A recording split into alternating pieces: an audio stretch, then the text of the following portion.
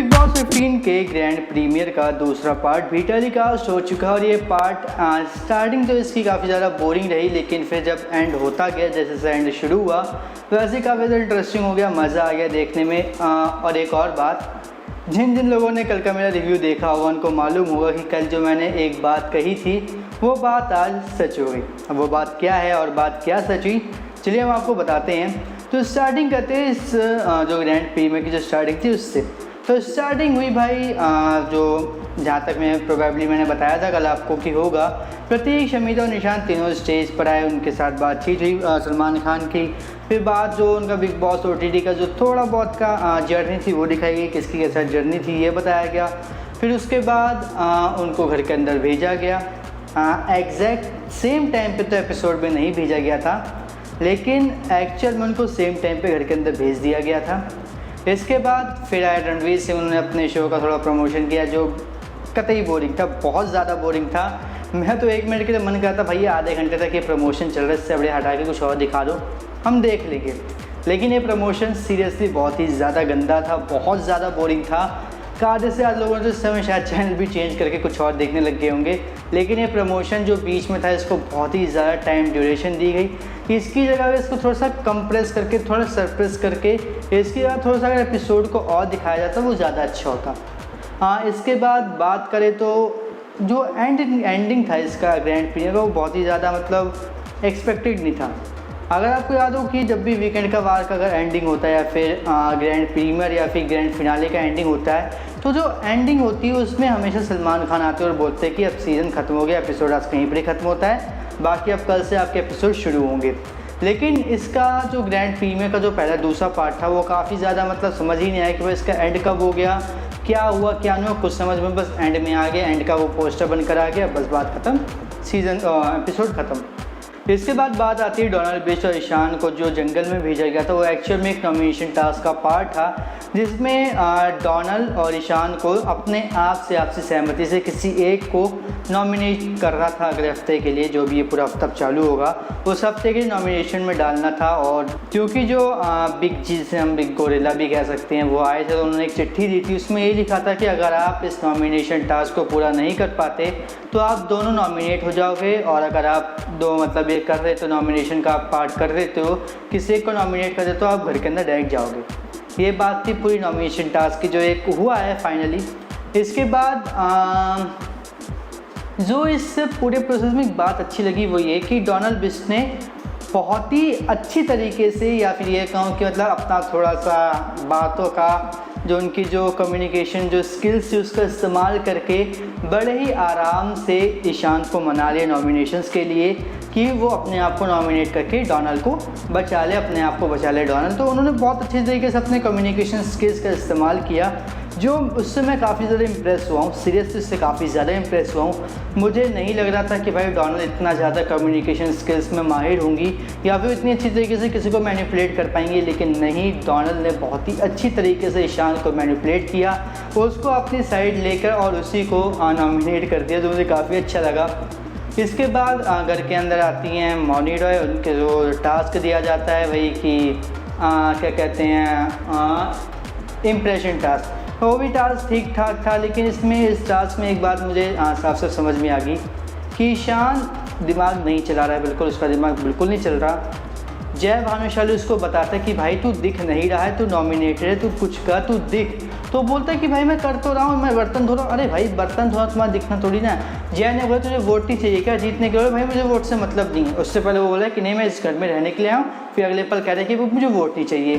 तो मुझे ऐसा लग रहा है कि भाई ईशान इस समय थोड़ा सा कन्फ्यूज़ है कि क्या करना है क्या नहीं करना, और इससे ज़्यादा कन्फ्यूज़ है भाई सिम्बा अभी पूरी तरीके से कंफ्यूज है कि घर में क्या हो रहा है क्या नहीं हो रहा, किससे बात करनी है किससे बात नहीं करनी, कौन अच्छा है कौन अच्छा नहीं है। इन सब में सिम्बा काफ़ी ज़्यादा कंफ्यूज है, और मुझे ऐसा लग रहा है कि शायद इस वीकेंड के बाद पर सिम्बा की क्लास भी लग सकती है इस वजह से। बाकी देखते हैं क्या होता है क्या नहीं होता। इसके बाद त्रिदेवियाँ हमारी क्या नाम है, विधि, डोनाल्ड और तेजस्वी, इनके बीच की केमिस्ट्री बहुत अच्छी है, बहुत अच्छे दोस्त बन चुके हैं। खासकर डोनाल्ड और विधि तो काफ़ी अच्छी दोस्त बन चुकी है, इनके बीच की केमिस्ट्री भी काफ़ी अच्छी है। इसके बाद मीशा और जो आकाशा, ये दोनों थोड़ा कट कट के रह रही हैं। ये लोग लोगों के साथ मिल नहीं पा रहे, घुल मिल नहीं पा रहे थे प्रतीक, निशांत और शमिता के आने से पहले। तो इनका भी थोड़ा बहुत ये कैसे नेगेटिव पॉइंट है इनका कि ये बाकी कंटेस्टेंट्स के साथ घुल मिल नहीं पा रहे। इसके बाद घर के अंदर एंट्री होती है तीनों की, मतलब निशांत, प्रतीक और शमिता की। तो घर के अंदर एंट्री होते वक्त निशांत और शमिता बिल्कुल नॉर्मल लग रहे थे, लेकिन प्रतीक के अंदर एक ना क्या कहूँ मैं, एक सुपीरियरिटी कॉम्प्लेक्स दिखाई दिया। मतलब कि भाई घर के अंदर आए निशांत और शमिता है, वो बिल्कुल नॉर्मल लग रहे थे कि आए भाई आराम से खूब मतलब खेल कूद रहे हैं, उछल रहे, कूद रहे, सबसे मिल रहे हैं, हाय हेलो कर रहे हैं अच्छी तरीके से। लेकिन जो प्रतीक का था, वो प्रतीक का ऐसा नहीं था। वो आया बिल्कुल गुस्से में ऐसे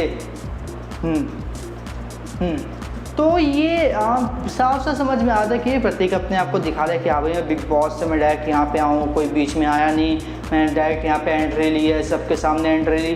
तो ये प्रतीक के अंदर सुपीरियरिटी कॉम्प्लेक्स स्टार्टिंग में दिखाई दिया, जिसको फिर उमर रियाज के साथ जब उनकी बहस हुई थी वो ख़त्म भी हो गया सुपीरियरिटी कॉम्प्लेक्स। फिर वो धीरे धीरे नॉर्मल सभी के साथ घुल मिल कर रहे, बात भी करनी शुरू की।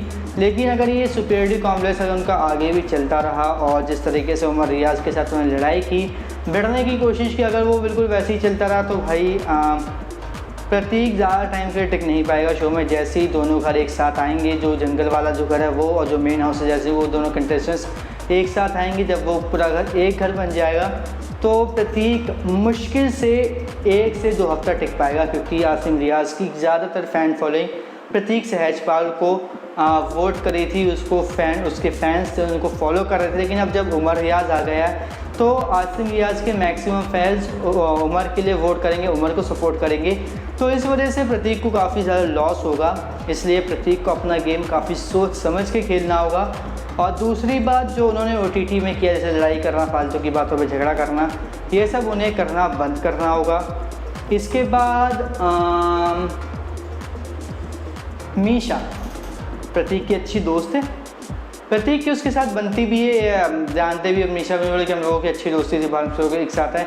लेकिन यहाँ पे बिल्कुल सेम फिर से प्रतीक ने वही किया जो बिल्कुल सेम दिव्या अग्रवाल के साथ किया था कि तू भाई मतलब एक ही दोस्ती, मैं देखे तो कितनी दोस्ती है, तो कितना मतलब बात करती है, ये वो खाना डिगाना, मतलब बिल्कुल सेम वही धर्रा चल रहा है जैसा कि बिग बॉस OTT में दिव्या अग्रवाल के साथ प्रतीक सहजपाल का धर्रा चल रहा था। बिल्कुल सेम बिहेवियर है, सेम सब कुछ बिल्कुल सेम चल रहा है, इसमें कोई अंतर नहीं, कोई डिफरेंस नहीं है। और मेरे पास एक ऐसे ही ट्विटर यूज़र का एक स्क्रीनशॉट था, मेरे ख्याल से 1 हफ्ते पहले का होगा, उसमें लिखा था कि जैसा कि मतलब ऐसे ही कि तू मुझसे बात नहीं करती थी, मैंने मुझे इग्नोर किया, तो मतलब कि दोस्त था, ऐसी ऐसी बातें लिखी हैं। आप स्क्रीन पर देख सकते हो ट्वीट में क्या लिखा था, बिल्कुल एग्जैक्ट सेम बातें आज एपिसोड के एंड में हमने देखा कि प्रतीक और मीशा के बीच में चल रही थी।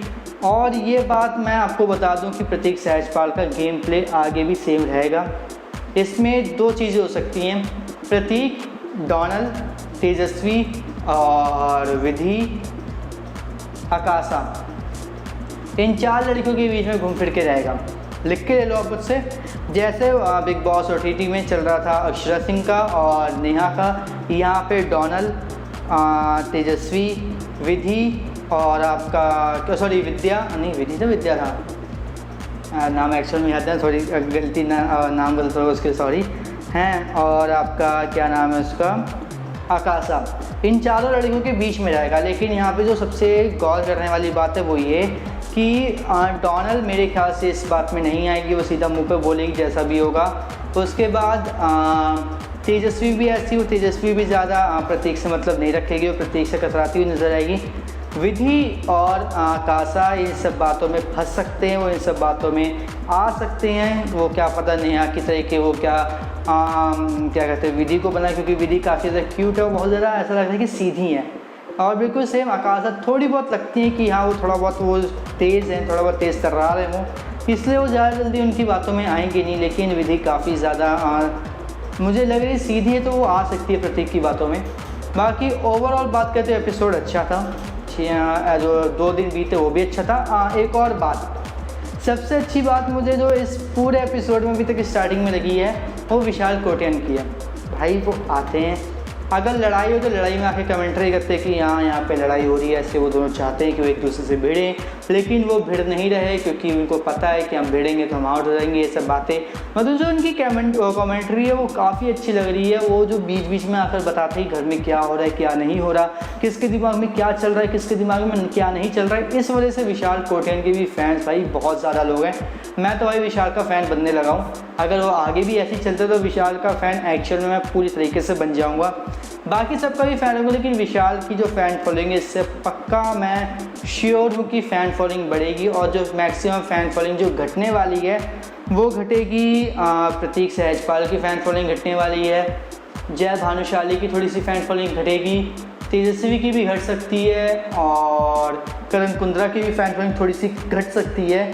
जिस तरीके से विशाल चल रहे हैं उस हिसाब से अगर देखा जाए तो विशाल अब अपनी फ़ैन फॉलोइंग को बढ़ाना शुरू कर देंगे, जो मुझे अच्छा लगता है यार। ये बात मुझे अच्छी लगी विशाल की कि यार वो सबसे हट के एक चीज़ कर रहे हैं, आके कमेंट्री दे रहे हैं, सबसे बात कर रहे हैं। ये चीज़ सीरियसली अच्छी लग रही है, ये बात मुझे अच्छी लगी। इसके बाद जो टास्क हुआ था वो क्या कहते हैं वो फर्स्ट इंप्रेशन टास्क वाला, जिसमें कि आपको बताना है कि कौन आपको बिल्कुल भी पसंद नहीं आ रहा, उसमें भी विशाल ने खुलकर बोला कि मुझे तो ये बिल्कुल भी पसंद नहीं है। मैं तो मुँह पे बोल रहा हूँ मुझे बात घुमाना नहीं आता, मुझे डिप्लोमेसी नहीं आती कि मैं बात को मक्खन लगा के बोलूँ, चीनी शुगर कोटेड करके बोलूँ। नहीं, उन्होंने सीधा बोला कि भाई ये मुझे बिल्कुल भी पसंद नहीं है, ये मुझे बिल्कुल बिल्कुल नहीं अच्छे लगते। सीधा बोला उन्होंने, ऐसा नहीं कि भाई शुगर कोटेड करके कुछ भी कहते हैं, नहीं, सीधा बोला मुझे ये पसंद नहीं।